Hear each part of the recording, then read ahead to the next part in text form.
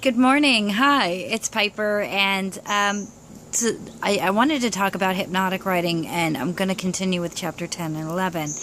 But I'm going to also strongly emphasize that if you don't have the book, you should really buy it. For the fact that chapter 10 is very complicated to describe. I'm going to have to show a few examples of what he did. But ultimately, it was about his friend who basically wrote a sales copy, and it was fairly verbose. It was long-winded and boring, talking about me, I. But there was a lot of stuff in there that he wrote that was also very powerful. So it just seemed like he was purging and just writing forever and ever. So basically, Joe just decided to condense it. And so with chapter 10, it was really kind of hard to tell you exactly how it was done, because you really should take a look at the before and after, or the contrast of what Joe's telling you. But basically, he was telling the person that, okay, you're going to purge, you're going to write until your heart out and list all the features and the benefits and stuff like that. But then what you're going to have to do is, okay, learn to purge, keep going until you can't write anymore. And then what you're going to do is reread it and then pick out really powerful statements and take those and put them on a different print, condense it. And that's what I really picked up on this chapter, is that it's all about, purging and getting the best out of you, out of your copy, and then just put it into a smaller, fragmented email copy. Because a lot of people will not be compelled to read 3 pages of a sales copy, But ultimately, the 2 things that I did pick up on chapter 10 was that he changed the first sentence from helping others to create. So I guess that's probably because that one particular word, helping, is more like, I'm here to serve you, and you're not really going to serve yourself, whereas create is kind of like, okay, you need to think outside of the box. So that's a pretty powerful word. And if you think about the transitions, that creating means that it's up to you, the individual. Whereas helping, it's like, okay, I can go out and find help.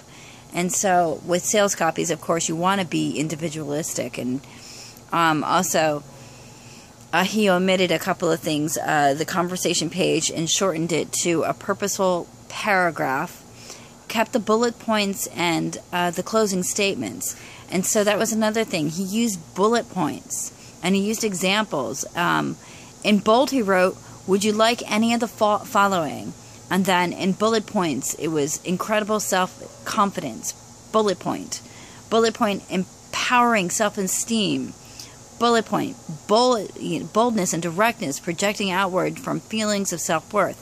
Well, anyway, this was pretty much a copy of somebody that was going to be selling a self-help kind of boosting confidence program. So that's why.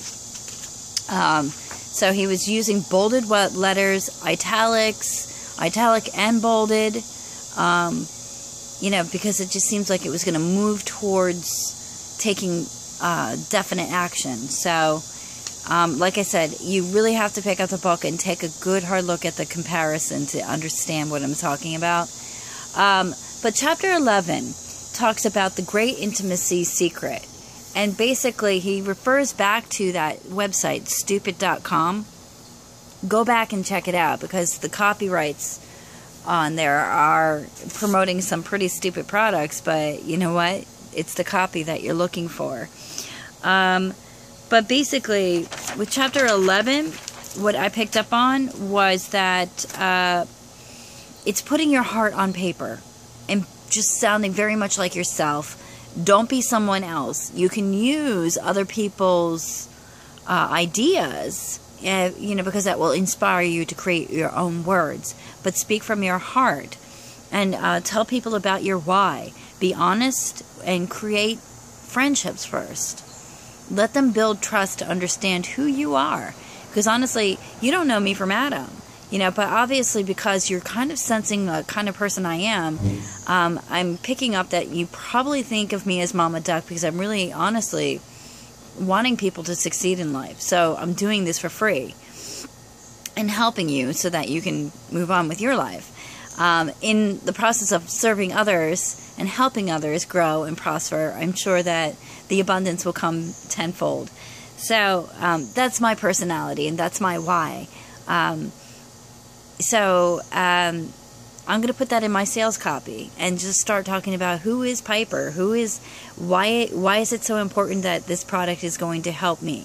Well, I'm going to tell a story about how this product has changed my life and how it will help you if you look for the key factors inside the product. So again, it's, and if you're endorsing Empower Network, of course, I swear by the 15K formula because it really does get you to that $15,000 a month status. Instant millionaires overnight, and I'm sitting there thinking, why? I've been I was Costa Rica intensive for like a good year, but then after somebody just really stepped up to the plate, it changed them forever. And now, within 3 days, he made $6,000. So, hi. Yeah, the 15K formula works. Anyway, that's the story I would probably relate to somebody as, holy cow, how did this happen? It's because I procrastinated. So I would be making $10,000 a month right now if I just followed these young, newbie, 18-year-old kids that are just doing it. But anyway, back to hypnotic writing. Forgive me, I went on a tangent. It's about talking about your product through like an experience and how it kind of really helped you and describe that experience. Build a rapport means that they really have to put it out there. If you use slang, write it. If you swear, swear it, because the people that will respect you and appreciate you are the ones that are going to gravitate to you anyway. And if they're a Bible thumping kind of character, they're going to delete you anyway. But, just tell your stories and express that to them. It's your style, your voice, okay? Because nobody can be the same as me. God forbid if somebody was ever to duplicate me. Good luck with that. But people want a new voice because you don't want to run with the masses. And that's why I think email swipes are kind of like, meh, because it's everybody getting the same exact thing. Whereas you really need to endorse yourself. And copywriters often will use a friend and bounce ideas off of that friend by selling the product first and recording themselves. So they pick up a phone, they have a conversation and talk to the person about the product, and then pick up on certain cues that they will put in their ad copies. But mostly what he emphasizes in chapter 11 is to be loose, be relaxed, be yourself, and don't be afraid to be yourself. So, with that being said, just write with passion, write out with your heart, and just keep going until you can't write anymore. Because what's going to happen is you're going to omit a lot of sentences that are just too wordy, too much information, and then you're going to get to the meat and potatoes of what you just wrote and thought, and you're going to put that in your copy.